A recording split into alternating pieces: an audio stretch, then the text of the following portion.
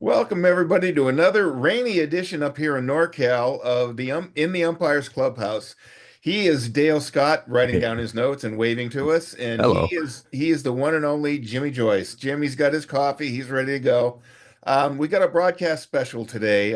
Tim Neverett is joining us, the broadcaster for the Los Angeles Dodgers, and he started out with in Nashua years and years and years ago with at Holman Stadium with the oh geez, now I'm going to draw a blank on the name. Uh, help me out here, Tim. Well, you get half of it right. Nashua, the Nashua Pirates. They were Thank you. I have my notes Eastern here, and League. it's all there. It is right there. Thanks, Tim, for the little help. And he's been with the Pittsburgh Pirates, the Red Sox, and now the Dodgers. So, Tim, welcome to the show, and sorry for the flub up. I had it in old age here, you know. That's okay. No, it's good. It's funny because like when I started with the Pirates, the Nashua Pirates, I was it was after my freshman year of playing baseball in college, and back then we had semi-pro baseball. You know, we didn't have this college wood bat stuff where you'd go to a town and play. I mean, I might, we're using aluminum bats, and some guy who's 35 with a beer gut and a beard would be pitching to me. So, it was a little bit different then. But I had an opportunity to intern with the Pirates when I was 19 in their broadcast booth, and the two guys that did the games didn't work for the team. They just, were sales guys for the radio station and did it for fun.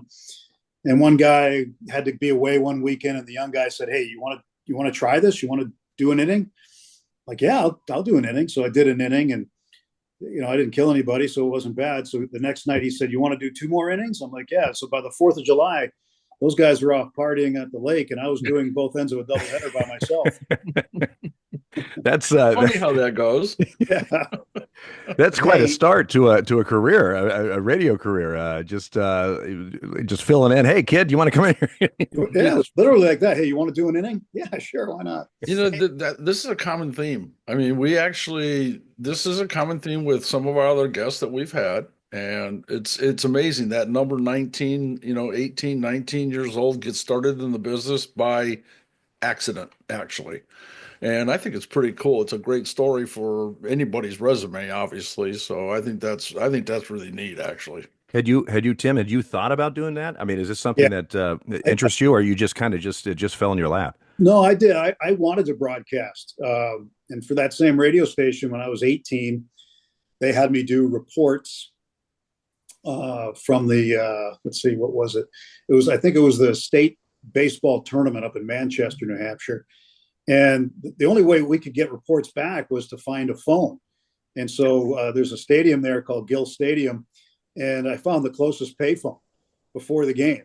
So after the game, I went to the payphone, put a whatever, probably I think it was a dime back then, put a dime in, called the station, gave my post game report, and hung up. And that's kind of how the radio career started. But I wanted to do it.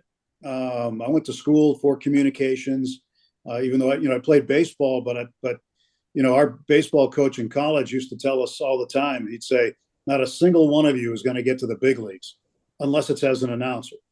So when I first did my first big league work, I had a bunch of my teammates get a hold of me, and it was kind of fun to relive that. But it was true, and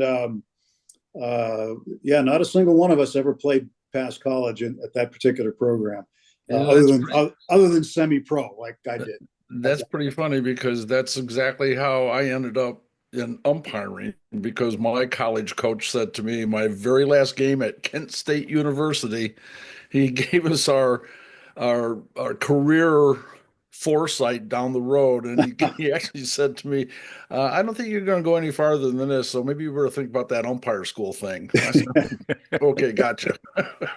Thanks, Yeah, coach. I love you you." you learned that in college. I learned that in fourth grade. But uh, and you still can't throw the ball back to the pitcher. for those listeners and viewers that aren't sure what he said, he called from a payphone. Just Google it. Yeah, Yes. You don't see too many of them I actually anymore. have a payphone in my garage on the wall downstairs. I actually have a payphone, and kids that come from like my daughter will bring friends over. They've never seen a payphone. They don't even know what that thing is. They say, "Does that work?" I said, "Yeah, I've got it hooked up actually." So just a reference. So Tim, did you ever think that you would occupy the seat of the great one? No, and what was funny is the first time I did televisions, it was for my first 4 or 5 years, I did both TV and radio with the Dodgers. We go back and forth. So when Joe Davis was off, I would do television, and then when Charlie Steiner was off, I would do radio. Now it's kind of morphed into just mostly radio now. But the first time I sat in that seat, I'm looking out and I'm going, I don't understand why me, seriously, I'm looking out there going, this is the same point of view he had. And I remember the first time I sat in that booth was with him. I was with the Pirates, and I walked in one day, our first road trip in there, and I hadn't met him before. And so I walk by the booth, and his back is to the field. And you guys have probably been up there. You've probably seen what it's like. But he turns, and he sees me walking down the hallway. Now, we've never met. But I walked just past the door, and he says, "Hey, Tim." And I stopped in my tracks. I was totally starstruck. I'm like, how in the hell does he know my name? So I back up. I stick my head in the door. I go, "Yeah, hi, Vin. How are you?" And he goes, "Come in here. Sit down, sit down, sit down." So I went and I sat down with him. And that was the first time I realized he was left-handed. I was watching him fill out his scorebook. I didn't know he was lefty until then. And then he was asking me about, where I'm from, about my family, all these things. And I'm just mesmerized by the guy. And then he comes up with this one. He goes, this is back when, certain teams thought they were pretty smart. He says, "Can you tell me why your pitcher is batting eighth?" And I said, "No, I can't." And I said, I don't think this is going to be a long experiment, Ben, because inevitably they strike out with the bases loaded or they hit into a double play. It doesn't matter. Something weird happened. But anyway, we talked about some stuff, and then I left there. I felt like $5 million. I mean, he just made you feel so good. And then the next year, I came in with the Pirates again. Same thing. I walk by. His back's facing the field. He's looking up through the doorway, and he goes, "Hey, Tom." And I said, well, he got 2 of the 3 letters right, so I'm in great shape. I'm pretty happy with that. But no, Vin, in the times that I've met with him and talked with him, and I've got a wonderful voicemail saved from him. I have 3 voicemails saved, one from each of my parents, so I can hear their voices when I want to, and the other one is from Vin. And he could not have been nicer. I mean, I can't wait for my bosses to hear it come contract time. That's pretty high echelon right there. But it was pretty special to do that. And the funny thing about it is, I was driving from Las Vegas back to L.A. I'm in the middle of Mojave Desert, and I'm on the phone in the car with my wife, and somebody beeps in, and I go, whoever that is, I'll call back later. And you know what? It's really one of those rare times where I'm glad I didn't pick up the phone. Right. Because when I hung up with her, then I hit voicemail and playing it through the car speakers, and I hear, "Hi, Tim, Ben Scully here. How are you?" And I went, oh my God, I'm so glad I got this recorded. And it's a very special thing that I'll always keep. And, I'll probably pass it down to my sons who are involved in sports too. And my oldest in baseball. And I'm sure when you walked past the booth the very first time, if you Google Vin Scully, there's that classic picture of him smiling, that beaming smile. He's turned towards the door and everything's behind him. Dodger Stadium's behind him. I'm sure that's what you see every time you think about that little time in your life. Yeah. And what also was neat was getting the opportunity to do it there, right? To sit in that. Yeah. I don't know if it was the same chair or not, but it was in the same spot. But to get to work with a gentleman named Boyd Robertson, a lot of people don't know Boyd. Boyd was the wizard behind the curtain. Okay. Boyd was the stage manager for Vin, because Vin worked alone on TV after a lot of years. He worked with Ross Porter, Jerry Doggett years way back when, going all the way back to Red Barber. I mean, he didn't work by himself then, but eventually he worked by himself. And but Boyd Robertson was in there with him. and Boyd assisted him with certain things. And I got to work with Boyd for a couple of seasons, and really got a great opportunity to understand what went on. And I would hear the stories. I'd ask him, I said, what was it like during this and this time and that time? And, how did you help him out? What were the things that you always found funny? He says, well, Jolly Ranchers. He said, Vin always had Jolly Ranchers every day. He always had one in his mouth. He wanted to keep his throat lubricated, I guess. I used to do that with beer, but he did it with Jolly Ranchers. And I never knew that. There was little things that you didn't know about Vin that were really cool. And then, working with Rick Monday, and Rick's got great stories about Vin. Of course, when Rick was with the Cubs and they'd play the Dodgers, his mom would be out in Santa Monica and he'd listen on the radio, or she'd listen on the radio. But when he came to the Dodgers, and then she would listen every day, that's when she told her son, Rick Monday, you are finally in the big leagues because Vin Scully talks about you every day. He goes, yeah, but I've been with the A's. I've been with the Cubs. She goes, yeah, but that's not the big leagues. This is the big leagues. So I'm going to tell you what the big leagues are. Yeah. So that was his indoctrination to the big leagues when his mom finally said, you've made it finally. Well, I think that press box there at Dodger Stadium is the Vin Scully press box, isn't it? Isn't it? Named after him? Yeah. We I forget what year it was. It was probably 2011-ish or somewhere in there. But we had a day getaway game there at Dodger Stadium, my crew, and I said the night before we had arranged to go up there and get a picture with Vin, which we did, and he could not have been more genuine and warm. Yeah. With us, and he, I don't know if you knew this, but after we did lineups in Dodger Stadium, and the managers or coaches, left, we would all turn around and look up at Vin, and he would give us the salute, kind of welcome, and we would do the no, it's you, dude, you're the one that we're bound down to. I mean, he was extremely. I remember one time in Milwaukee when he was still traveling doing the road games, and the Dodgers were staying at the Hyatt where we were at. And it was after a game, and I walked into the lobby, and the Dodger bus had just gotten back or whatever. But Vin was standing just kind of alone over. I think he was waiting for somebody, but just over on the side. So I just walked up, and introduced myself, and I mean, it was like we had known each other for 30 years. I mean, he did talking and just such a genuine guy. But I would have to think, like you said, walking into that press box, when you were now working for the Dodgers and sitting in that exact space, had to just be quite a moment, and probably still is at times, because it was such an icon, Yeah, it is. It's it really makes you think. I mean, when I was in Pittsburgh, I used to think the same thing about Bob Prince, and when Bob was, the legendary Pirates announcer. And then when I was in Boston, I used to think the same thing about Kurt Gowdy and Ken Coleman. That I'd be in the radio booth there, and I'd be going, "Wow, this is amazing." I worked with Hall of Famer Joe Castiglione, right? And Joe and I have been friends for a long time. We still talk pretty often.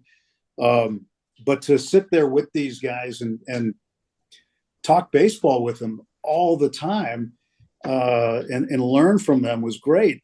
But to sit in there where Vin sat, and I look to my right, and there's either Oral Hershiser or Nomar Garciaparra. I'm like, okay, kid, you're in the big leagues now. But just to see the game through the same viewpoint, and nobody else in that stadium has that same viewpoint. Nobody else watching at home has that same viewpoint. So you try to relay it, and you do feel a little bit of pressure. You're like, that's a pretty big shadow that guy casts, but you can't let it get to you too much. You just have to kind of do your own thing. That's kind of what he advised. I know Joe Davis, when Joe Davis started, and anybody else, just be yourself and do it your way. Don't try to be anybody you're not. Tim, did you pick Vin's brain when you were there? I mean, get advice on different techniques and how he calls a game. Did you pick up any of that? No, not too much, only because when I got there, he had already retired. So 2016, when I was with Boston, we came in. We did what you guys did, Dale. We came up to the booth. We took pictures with him and had gifts for him. We had a game program from a game he did at Fenway Park, a college football game between Maryland and Boston University. Wow. Way back when he was up on the roof calling the game in the freezing cold. Somebody happened to track down the game program, and they framed it up. It was really nice. And Dave Dombrowski, hand delivered it to him, and we all got to take photos with him. And it was really a special day. But the times that I did talk with him, I observed more than anything. Like I looked at his scorebook, I wanted to see how he did it. I listened to what he had to say, the questions that he asked. I used to ask our manager at the time, Clint Hurdle, because he goes, the one day I look forward to all year is the first day when we go to Dodger Stadium. He goes, because that's the day Vin comes down and we close the door. And he said, it's like talking to a baseball encyclopedia. And I'd say, well, what did you guys talk about? What did he ask you? Like off the air, private conversation, just to kind of learn what he was probing a manager about, or how he was, helping to create and nurture an already existing relationship. How do you, because relationships are so big in baseball, as you guys know, and how did he just nurture all that stuff? And just by observing, I think I learned a lot, even in my limited time around him. And then once he retired, he didn't come to the park very much at all. He stayed away, and never forget the night he passed. We were told about a month before that he went into hospice. Not to say anything. We were, we were told you cannot say a word about this, but have something ready just in case. So, and that was the time when I was going back and forth between TV and radio. So I had some stuff, and I stuffed it in the back of my scorebook and was hoping it wasn't going to be me, right? I just was hoping that it just wasn't going to happen. But, as life is, everything eventually happens. So we're in San Francisco, which ironically was his team, the Giants, when he was growing up. It was also the place where he did his final major league broadcast on the road. There's a plaque in the visitors TV booth honoring Vin. So about the fifth inning, we got word. And, I know Rick was really close to him. And so we got word, but we were told we can't say anything until the family says it's okay. So we waited. Finally, we get the okay from the family. And I looked at Rick. We're in a commercial break. And I said, Rick, I can't bring us back from break. I go, you have the history with him. Why don't you just take it? Don't worry about the game. Just go. And he was as eloquent a speaker as I've ever heard. And he went on and on and on about Vin. The game's going on. We didn't care anymore. The game didn't matter anymore. So we were talking about Vin. We called Charlie Steiner at his home in L.A., and he came on the phone. He was on with us, and the three of us were talking about Vin and stories about Vin. The game's going on. We didn't care. In the seventh inning, Larry Baer, the president of the Giants, came in the booth to offer his condolences, and Giants did a great thing. They really had a good feel for this. So they came in. He came in, and he said to Rick and I, he goes, look, we're not going to announce it in the stadium, not until the game's over. He goes, we don't know if anybody in your dugout had a relationship with him, and we do not want to affect the integrity of the ballgame by giving somebody some bad news in the seventh inning of a divisional game like this. And we were like, hey, thanks, Larry. It was great. But what was interesting was when the game was over, and in San Francisco, like the eighth inning, that's when the Seagulls, they know, doesn't matter what time on the clock, right? Mm-hmm. Seagulls know to come in, and these are oversized seagulls. They're huge, and they start coming in and circling, and they're waiting, and they're waiting. And then when the game ends, there's music and there's stuff on the scoreboard and whatever. Well, you could only hear the Seagulls because they put up a picture of Vin with his date of birth and date of death, which was that day. And it was dead silent other than the Seagulls. And the interesting part was people who were leaving realized, they stopped, turned around and stood there. The umpires, I can't remember the crew, but they stopped. They were leaving the field. They all stopped. Then they stood there and they stared up at the screen. And a spontaneous round of applause broke out. and it was like a standing ovation for there were a lot of people still left because it was a close game, I guess. I don't remember who won. I don't remember the score. I don't remember much about the game, but I do remember the details about that moment and being on the air and having to inform people that Vin Scully had passed away, and listening to how eloquent Rick Monday was, and then observing that moment, or those moments at the end where people realized it and they understood what he meant to the game, and showed their appreciation in their own way right afterward. It was really an incredible moment.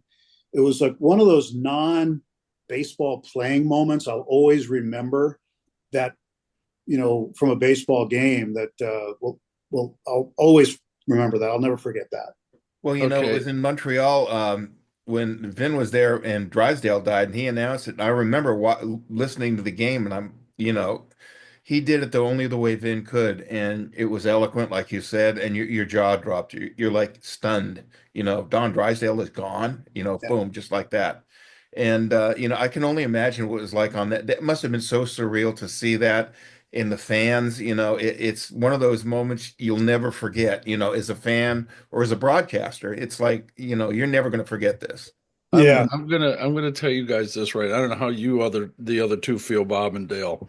We've had a lot of people on this podcast, and we've had a lot of people tell stories, but I'm going to tell you what, I'm going to remember this one for a long time, because Absolutely. all I with did you, was Jimmy. just sit here and visualize. You did your profession great right there, because you painted a picture like nobody that's ever been on this podcast before. I got to congratulate you on that. That was awesome. Well, thanks, Jim. That I made it a rule when we started this not to cry on a podcast, and I swear to God, I almost did.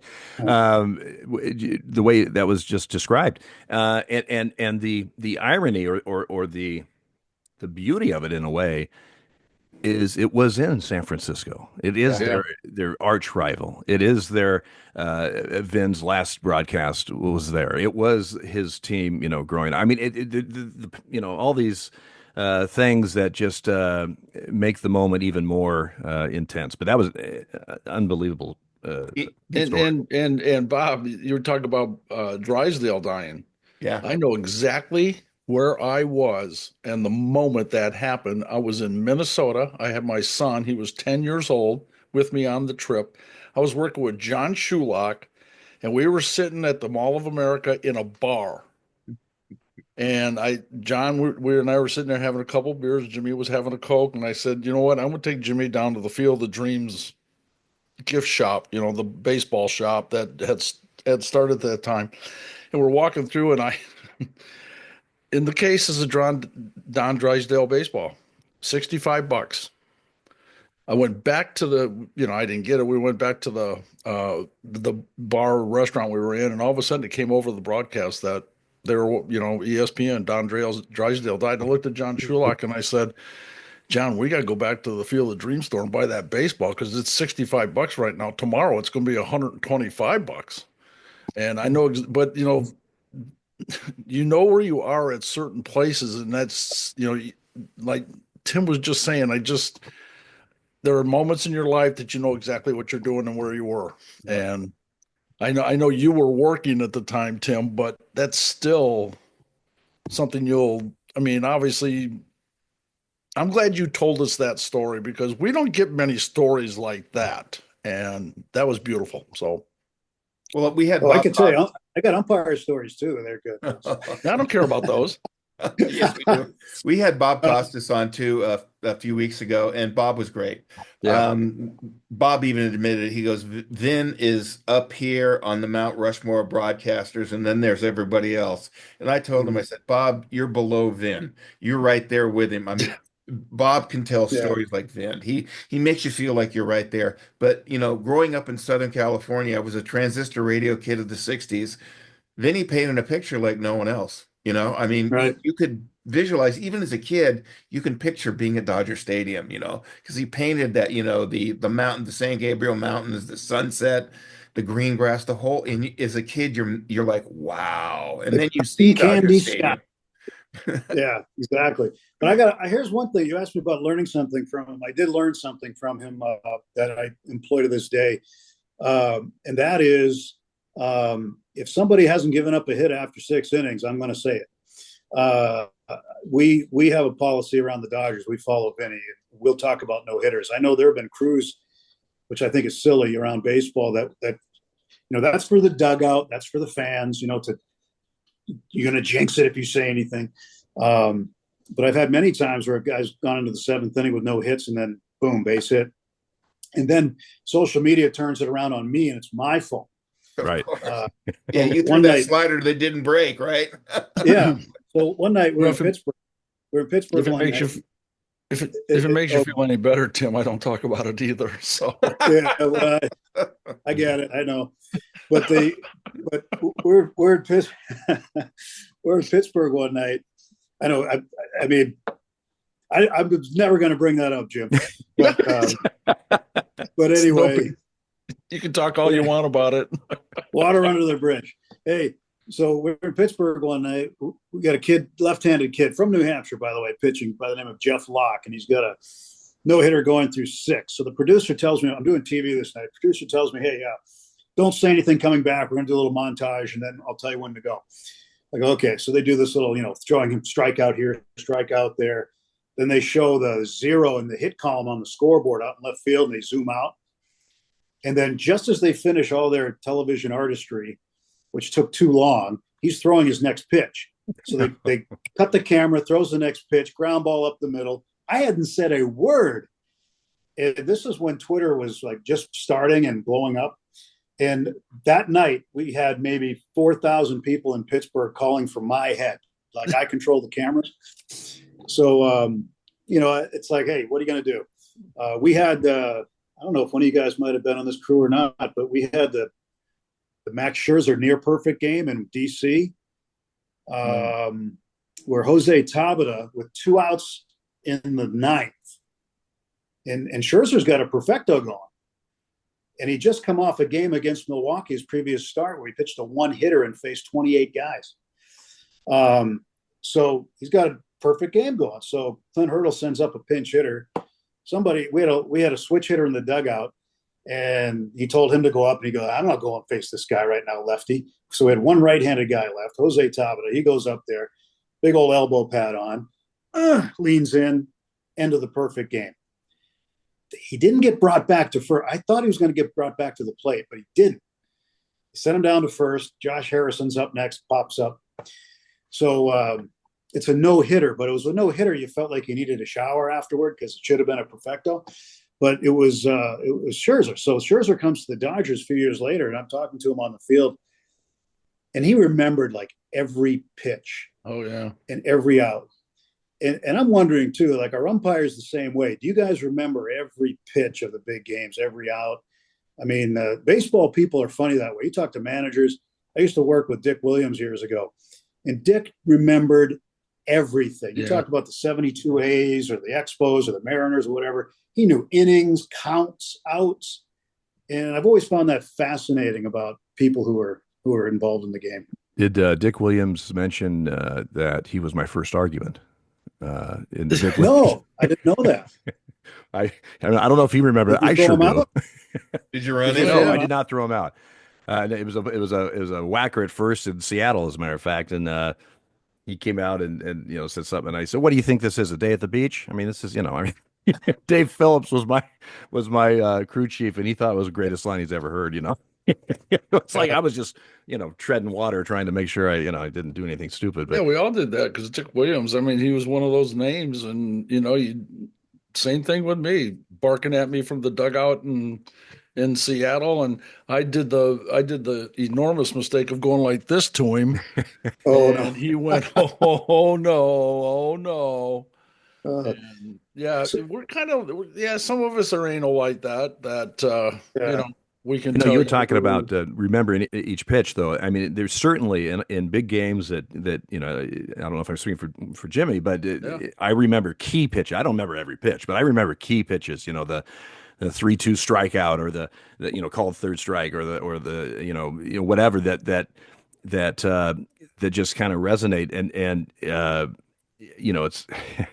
It's amazing that anybody remembers any of that, because how many pitches have we seen in our career, and how many games, and Right. And that type of thing. But they certain parts of games and on the bases, on the plate that just like it was yesterday when it was actually, 25 years ago. And it's just, it's something that just kind of ingrains. I can't remember what I had for lunch yesterday, but I can tell you about that one pitch in the I know. 1992. I'm the same.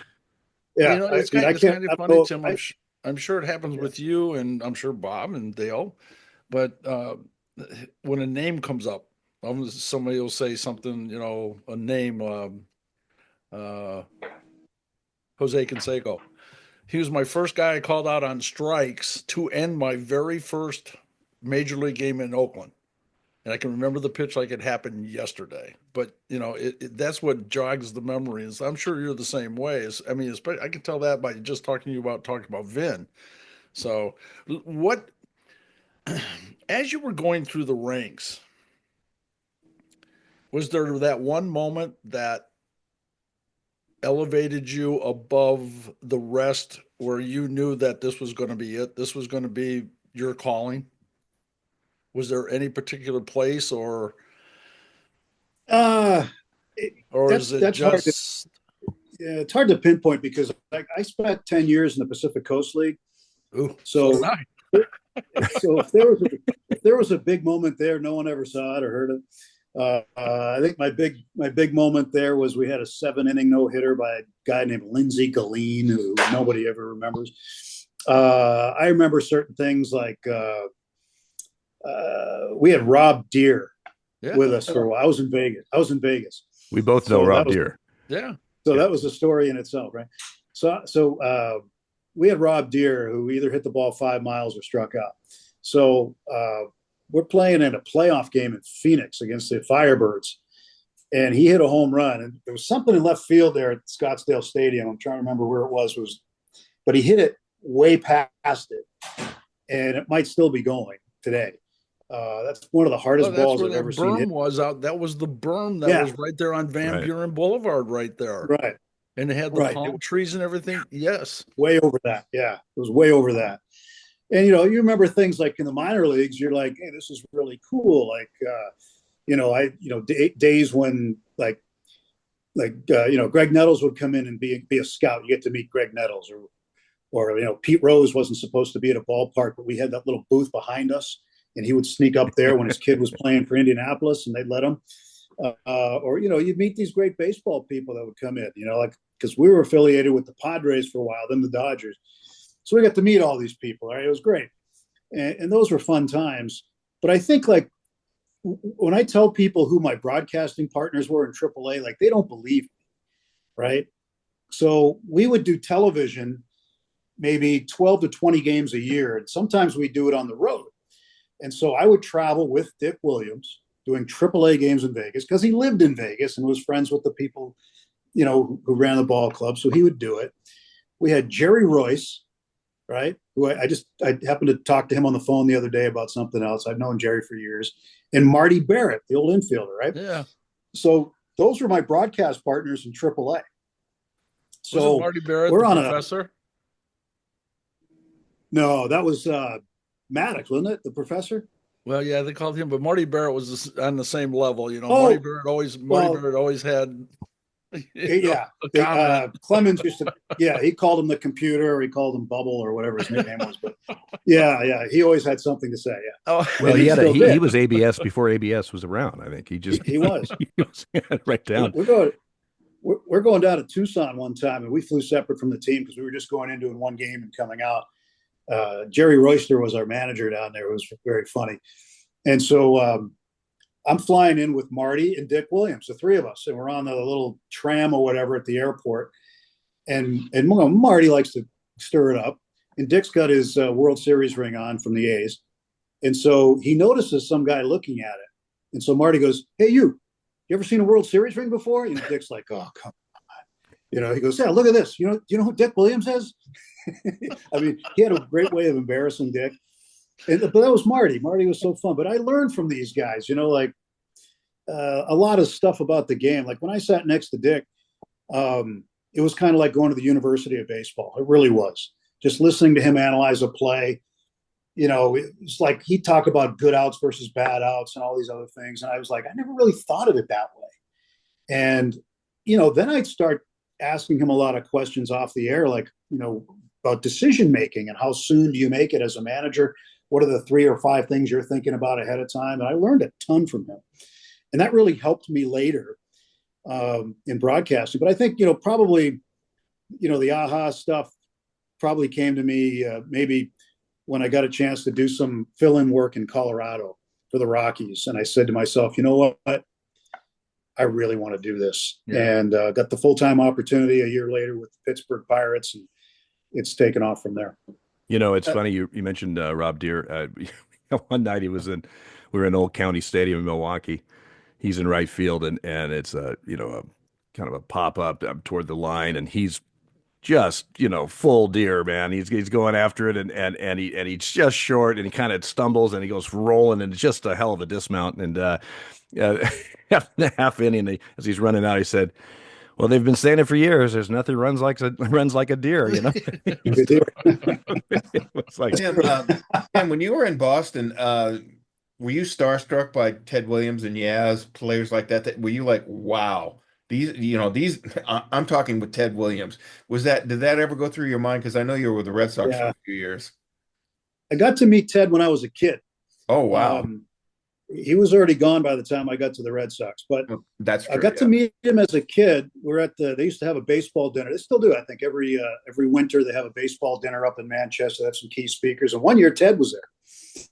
And so my older brother, he was a collector, and he's got this great photo. I wish I could remember the umpire's name. There's only 3 people in it. I forget who the pitcher was. But he had all 3 of their autographs. Well, he had those 2 autographs. He didn't have Ted's. So he said to me, he goes, "Look, I want you to go to this little scrum." He goes, "You're the little kid. He'll sign for you. So hold the picture up." So I'm like, all right, my big brother tells me to do this. So I do that. I go hold the picture up, and Ted sees it, and he calls me through the crowd. He goes, "Let me see this." It's all black and white photo. It's a great photo. And he remembered all about it. He started telling me about it. I wish I had a memory back then. But he signed it, gave it a good one, and that was the time that I had met Ted as a kid. But Yaz was a different story. I've got a great photo of Yaz and me and Joe Castiglione up in the booth. And Yaz was smiling and joking, and put his arms around me and everything. And he left. When he left, Joe turns to me and he goes, "I don't think I've ever seen him smile before." Well, yeah, that's the thing with Yaz. When he was he did something at Fenway, he would wave to the crowd, go out and do his thing. Carlos Yastrzemski, they give him a standing ovation. He's gone. He leaves. He's out of the park and gone.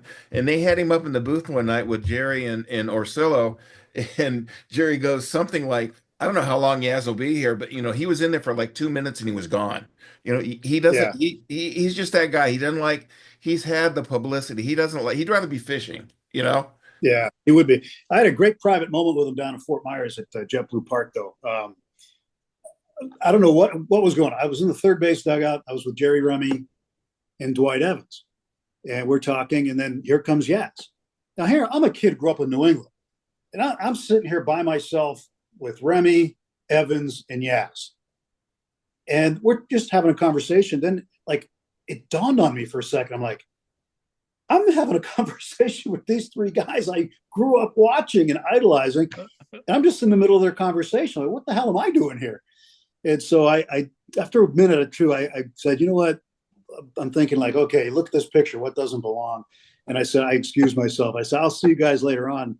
They're like, "Yeah, all right, see you, Tim." And they're calling me by my name. I'm like, this is surreal for a New England kid, to have that happen. And there was nobody around. It was just awesome. And I had a lot of those moments with Boston. We had, they do an unbelievable job with the alumni.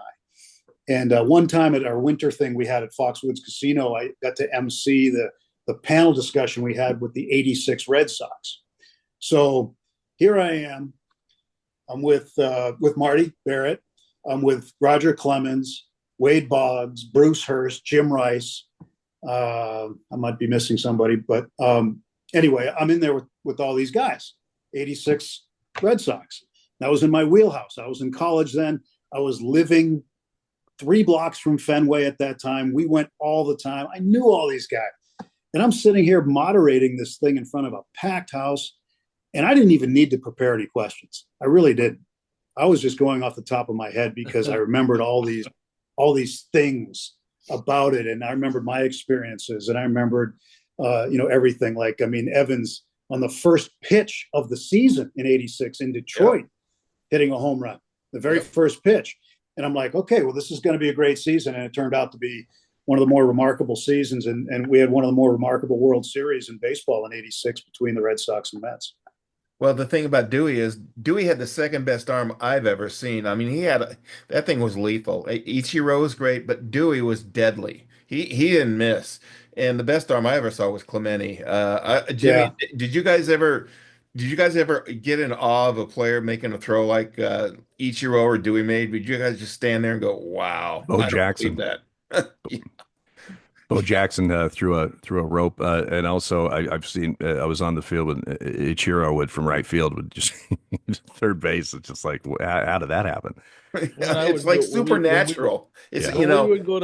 we would go to Seattle, and if I had my family with me, I always took them out of the field for a little bit, and they were they weren't doing batting practice that day, but there were some guys that were taking infield, and each row was out in left or right field, and they put a garbage can at the plate on laying down. He threw like out of 5 times he threw the plate, 4 of them he put right that bounced once and went right into the garbage can. I said, I've never seen anything like that before, ever.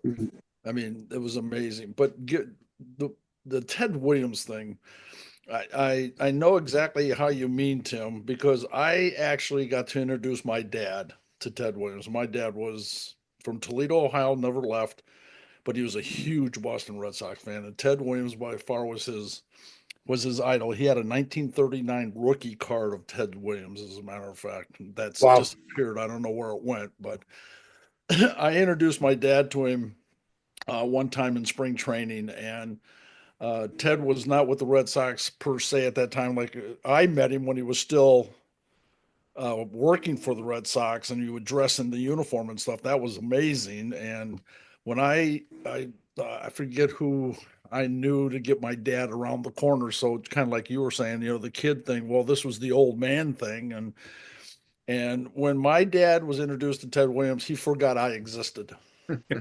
My dad didn't even know I was there, and it was just, I mean, to see people do that, and not only that, that made his life, not only his day, but it made his life. So I know exactly what you mean when you know, you're lucky enough to do stuff like that. That's one of the big things about my career that I can honestly say was one of the beneficial things for me is not only meeting all these people that we've met, but being able to introduce them to their fans. Actually, my daughter with Big Poppy, my daughter loved David Ortiz, and things like that. That was really one of the benefits we had. Yeah, and it's we're kind of all in the directly or indirectly in the memory making business, right? We have a job to do, but we help to make memories for people. I mean, I can't tell the number of times people say, "Hey, you remember this game?" Yeah, I remember the game. Do you remember you said this? I have no idea. I don't remember. But somebody remembered, and it's those little things, like and I've had those experiences too, where I sneak somebody down. Hey, this is so and so. Hey, you got a minute? Come over here. Can you say hi? Can you take a picture? And for that person, that is a lifetime memory. Oh, that is like, absolutely. and for us, because we're around it, we don't take it for granted. We understand what it means to people close to us, so we try to do what we can to create memories in that regard. And I think that's one of the wonderful things about baseball is not only are there great memories on the field, but there's great memories outside of it too. Absolutely. Before games, after games, in the booth. One of the things I do often is I bring people up to the booth because they want to see, where Vin worked. They want to see what it's like in the booth. And I have friends that I'll bring in. We take photos up there, and they'll meet people that I work with, and Rick Monday in particular, and he's great about it all. He gets it. He really understands the thing that we are in it to help make memories and to help pass the game on and to help promote the game. And that's one of the great things about all of our jobs. I mean, what you guys do, what you guys did on the field, I mean, Well, It's a big part. yeah, I mean, I've created some nightmares too for people. I mean, let's be honest. Well, it depends on what side of the stands you were sitting. I mean, Half I've people created like you, nightmares half for people hate you. myself also. There's no doubt. Uh, Yeah, Before you got your working with the Pirates and stuff a few years before, you worked 4 Olympics, 2 summer, 2 winter Olympics. Was that for New Zealand, I believe? it was. Yeah, I did 4 different ones. I did started in Salt Lake, and then I went to Athens, did baseball, softball, basketball, and I did that in Beijing too. The first time the Olympics were held in Beijing. And what was neat about that one was, like in Athens, the U.S. wasn't in it. The U.S. didn't qualify, which was unheard of. Right. And I'm at the ballpark, and I'm looking out at the flags, at the nation's flags, and it's the first and only time that I can ever remember seeing a flagpole at a ballpark without an American flag on. Wow. Right. So anyway, I think Cuba won. Cuba won the gold. They beat Australia, and then so we go to Beijing. Now we're qualified again. Davey Johnson is the skipper for the U.S. And I get invited by USA Baseball to go to their closed scrimmage against China at the main stadium. And Jimmy Lefevre is managing Team China, right? So it takes me 2 hours to navigate my way through Olympic transportation to get to the ballpark. I get there. They're not going to let me in. So I get a hold of the guy from USA Baseball. I said, go talk to was it John Blundell? I think they go get John, and he'll come vouch for me. And the Chinese Olympic officials didn't want to let me in. They didn't want anybody in there. Anyway, John comes and gets me. I get in. So I'm sitting behind home plate up where they had some of the press areas set. There's nobody in there. I'm the only person in the stands in this whole stadium. So I'm just watching the game and watching the game. And about the third or fourth inning, 3 Chinese Olympic officials came over to me, and they said, "You have to move." Why? Why do I have to move? You're looking into the Chinese dugout, and you're relaying the signals to the Americans. I said, "Excuse me?" They go, "Well, it's an American manager who I sure you know, and you know the other American managers, so you're communicating somehow. We don't know how, but you're communicating the signs." I go, "First of all, I don't even know what the signs are, so I can't communicate." And they're like, we couldn't understand. We had a language barrier. So I said, fine. So they made me move over the third base dugout so I couldn't see into Jimmy Lefevre's dugout. And then afterward, I see Davey Johnson, and I tell him the story, and he's just going, "Oh my God." He goes, I've heard a lot of them, but that's a new one. But that was one of my Olympic baseball memories that was funny. Yeah, the Chinese, they won the bronze that too. The Chinese being the powerhouse that they were in baseball at the time. So. Oh my! Well, they would have been much better if it didn't have those spies in there. You know what? If I wasn't spying, they might have actually got a hit that game. Who knows? That they were pretty bad. But being around, we had some good players too on that team. Steven Strasburg was the only college player on that team. He was a pitcher. We had Dexter Fowler was our leadoff guy, center fielder. There was a bunch of guys, that were good guys. I remember Jason Nix. Dexter Fowler had the second best smile in baseball next to Ken Griffey Jr. Oh, absolutely. Yeah. Yeah. I love the commercial you're in with the Griffeys, by the way. We had Junior on a couple last month, and Dale was the first guy or Jimmy was the first guy to throw Junior out of the game, and they went back and forth about the strike.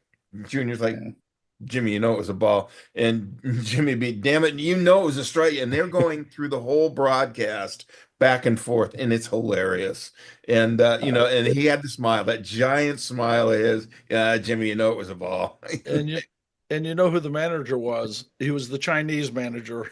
It was Jim Lefevre was Junior's Jim Lefevre, manager. yeah, there you go. Didn't you say Jimmy came out and was that screaming Chinese at you? manager, You can't kick the kid out. Didn't he come out and just go ballistic on you? Oh, you can't throw the kid out. You can't throw the kid out. I think I just can't did. say F you to I me think I either. just I can't did, say it yeah. to you, so he can't say it to me. So I will say this: that's one thing about baseball today that I do miss. Arguments. The is the Yeah. arguments. Yeah. And I understand why there aren't any real ones anymore. But from the broadcasting standpoint, I don't know how much umpires realize how much we rely on the umpires. Everything. Like I remember 2018 in Houston. There was a ball hit into the right field corner. Mookie Betts went up for it, and Joe West runs out there and bang, fan interference right away. And I knew right away because he made the effort to get the hell out there and make the call. It was a controversial call, and they went to look at the video along the top of the wall, and a security guard leaned in at the wrong moment, so you couldn't see where the ball was from that video. So it stood as fan interference. Anytime there's a home run, like I always look at the second base umpire when there's a ball hit to the middle of the field that's going to go out. Those little things help. Obviously, I know that the infield fly rule is in effect, but I want to see the arm go up. Nowadays with the microphone on, I actually love that from the broadcast standpoint. I love when the umpires get on the mic and they tell us stuff. I asked Rob Manfred. I think this was 2016, maybe. I had a private interview with him in Fort Myers during spring training, and that was one of the questions I asked. I said, "Would you ever consider putting microphones on the umpires?" I said, "We don't need safer out, right? We know what safer out is, but sometimes you've got some weird rulings where a guy gets two bases, where you have a different ground rule at a different ballpark. Not all ground rules are the same, as you guys well know." He told me at that time, he goes, "Now we won't consider that because we're trying to take time away from the game instead of add to it." And once they put it in, I don't think it's taken anything away. I think it's added to the game experience. No, it was something that they actually were going to start in 2020, and then that was the COVID year, and it was pushed back. But it was something I'm not sure if Rob really wanted to do it, but their partners, their media partners, Fox and ESPN, they wanted it bad. Oh. And eventually they worked it out with the umpires union just a little bit too late because I never got to do it. That's my wheelhouse, man. I would have been. I mean, how many guys on the staff have radio credentials like I do, and I could have just said, "Hey, listen," of course I would have taken too much time because I can't stop talking like right now. So I'm still shocked that nobody's thrown an F-bomb over the PA system, to be very honest with you. That fucking guy. My favorite is, we had a few guys that just, kind of talk different or whatever. And I could hear Cubby on there. I mean, Cubby would be greatest, I'll tell you one damn thing. I didn't see a tag, but there was a tag and he's out. Players do. Like we guys know Rich Hill, right? Rich, nicest guy in baseball, Rich Hill, except when he's pitching, as you guys know. So we're down in Tampa, and of course it's a typical game where it's all Red Sox fans and no Rays fans, and there's hardly anybody there. And I'm doing television that night. I'm working with Nomar, and we're down there doing TV. And every pitch that Rich misses, you hear it. F this, mother that, right? And you can hear it. And so I'm trying to time it out. So I say something, so it kind of might maybe drowns it out. Anyway, the next day we're at the Vinoy, right? You guys know where the Vinoy is.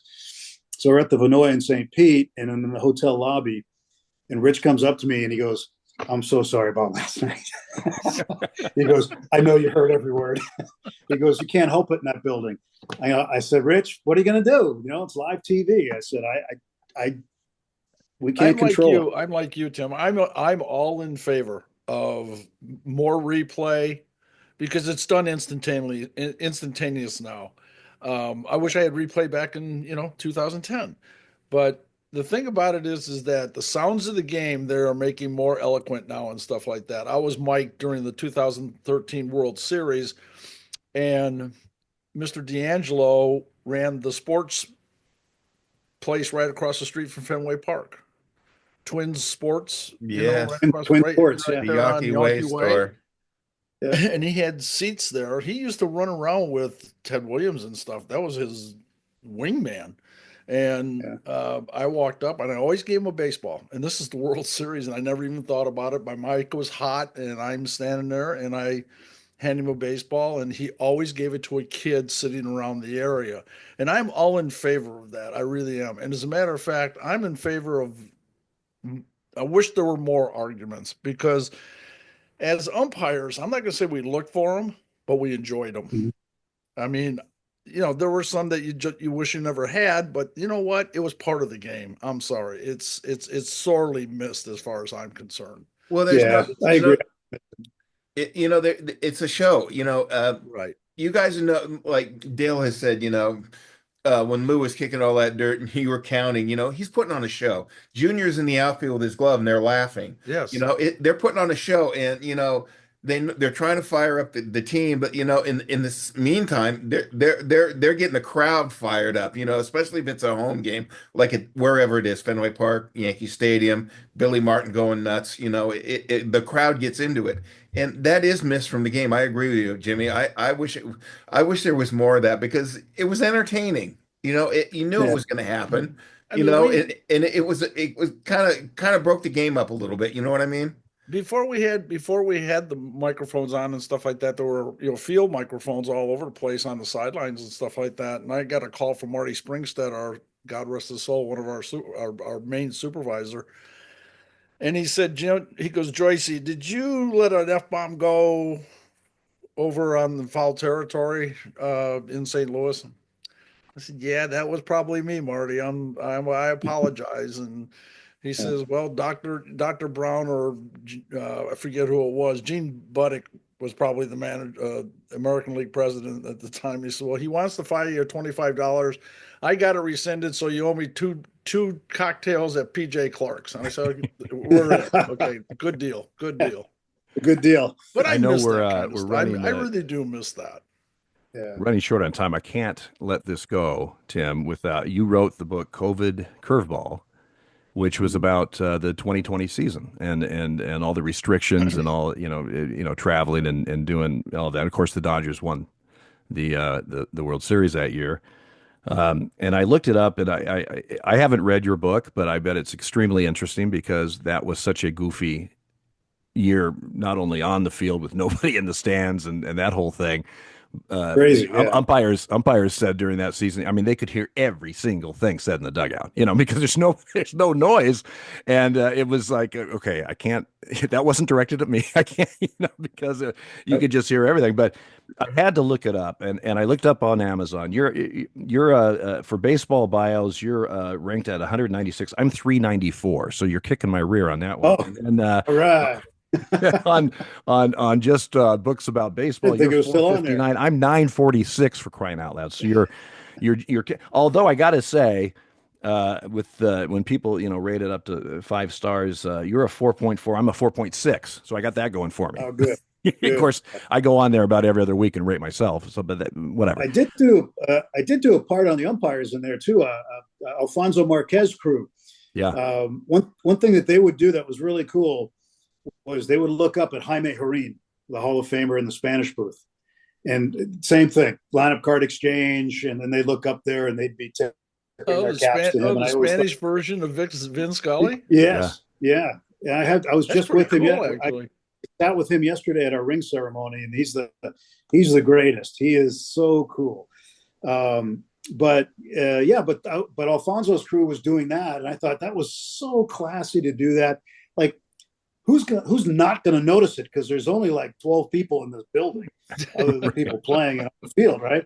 And we had all our cardboard cutouts, and from our view, we could only see the backs of them, which were just all white. There was no color to them. All the color was in the front. I mean, there were all kinds of crazy things that happened. Like, how many times you guys been to Dodger Stadium after a game, right? You see the traffic getting out of there. Try doing a game there with no traffic. And then going to your car, and then 20 yards from your car, as you're unlocking it, is a coyote staring you down, right? The coyotes were coming down from the hills because there were no people there. And Rick Monday lived in a camper. He didn't want to live in a hotel. He didn't want to live near anybody. So they brought an RV in. He knew some guy. They brought an RV in. They hooked up water and electricity and internet for him. And he lived in this camper. And so there were nights after games, he and I go out to the camper. He had a TV on the outside. We put lawn chairs up. We're out there drinking beer, watching the Stanley Cup Finals or whatever was on TV till like 1 a.m. and listening to the Coyotes. Who was this? Rick Monday. Really? He lived in a camper. Yeah, I got all that. That's all in the That book. had to But be surreal, Didn't yeah, sitting in the Dodger Stadium with nobody around in the middle of the night, with that view of LA. I mean, it's that had to be something. he was in didn't Lot Brad E. Penny do the same thing? I think he lived. There was another one too. Pitched for the Padres who lived in a camper. Rod Beck, wasn't Yeah, it? Rod Beck. shooter. Yeah, he lived in a camper. Yeah, he Yeah, did. yeah. He So he some was guys in do that. he was in Joe Iowa Madden. with the Iowa Cubs, and he would literally hold court after a game. Fans would go out there and drink beers with him. Yeah, He was a character. Yeah, Of course, he had Joe demons. Madden took somebody recommended to him that he should have this big ass bus, and that's what he did during spring training. He never lived in a hotel in spring training. He lived in a him and his wife lived in a mobile home. Because remember Dale used to park it not right a at bad the idea. entrance of going in there and in Tampa. It'd be Right, sitting there. right. Yeah. Well, there's a lot of stories like that. There's a lot of different things that happened that year. Um, like when they're on the road, we're at Dodger Stadium, the lights are out. Hershiser swears he sees ghosts. I mean, Okay, now since you brought his name up, ask him where he learned how to throw the curveball. So all Well, right. ask him where he learned to dance on those commercials. Oh, geez. Oh, he's Oh, yeah. oh, Car oh. commercials. Yeah. Yes. Are you guys giving him crap about that? Because his dancing is not very good. Well, I know it's probably in the script, dance like whatever. yeah. But I mean, you're just like, God, Oral, no. Well, I used to give him. I gave him some crap the other night. It was his jersey night, right? So everybody has the number 55 jersey. But when I'd work with him, I used to tease him a little bit. Every once in a while, I would say, you're not the number 55 with the best ERA in Dodger history. I'd say that's Russell Martin. When he come in to pitch as a position player, he never gave up a run. He has a 0 ERA. Oral went to college with me. Oh, did he? Yeah, Bowling Green State Oh, no University. kidding.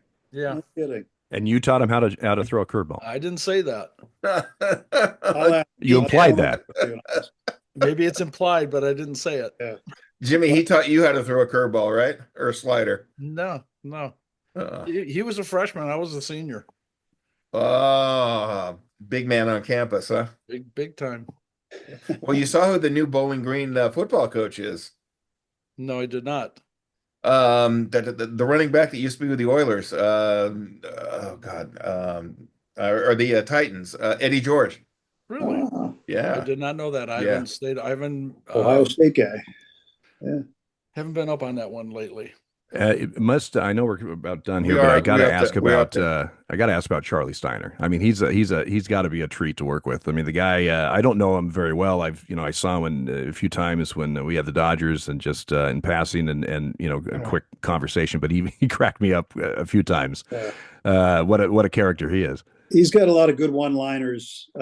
Charlie's got some health challenges right now, so he's not spending as much time at the park. But the one that he had, one of the best lines he ever had, I think, he did it on Sports Center when he was with ESPN when they showed somebody singing the anthem, and it was awful. And he said that was Francis Scott off key. Oh my God. I thought that was so good. He comes up with some good one-liners. You brought that up. I mean, are there times somebody's singing the anthem at a game wherever it is, and you're like cringing, like, oh my God, oh I can't believe this. You ever have those moments? Yeah.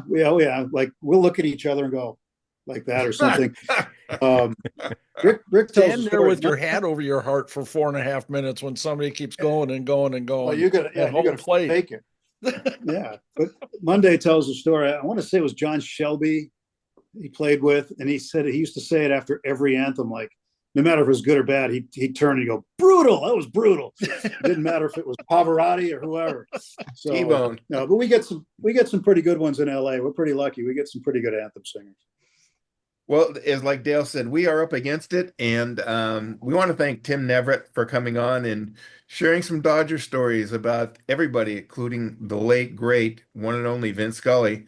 Tim, thank you for doing this. We really Thank you, Tim. That was appreciate it. great. And being a Red Sox fan, I still wish you were with the Red Sox, but hey, you got to do what you got to do. And I still wish Don Orsillo was there, but It's another story. Tim, thanks for coming on. Um, he's Dale Scott. He's Jimmy Joyce.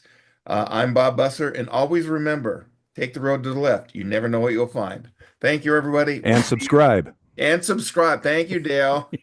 Oh, and Subscribe. also before we end this, I just we talked about it last week. Scott Driscoll's son is still in ICU. He is getting better, and he's on the liver transplant list right as we speak. So please say a prayer for him. That's awesome. Absolutely. Absolutely. Tim, thank you again. You were great. The story, we could go, telling stories, we could go on forever. So, we'll have you back if you want. If you want to come back, we'd love to have you back. I'd be happy to do it anytime. Thanks, Tim. We appreciate it. He's Tim Neverett. Thank you for joining us. We'll see you next time. Bye-bye.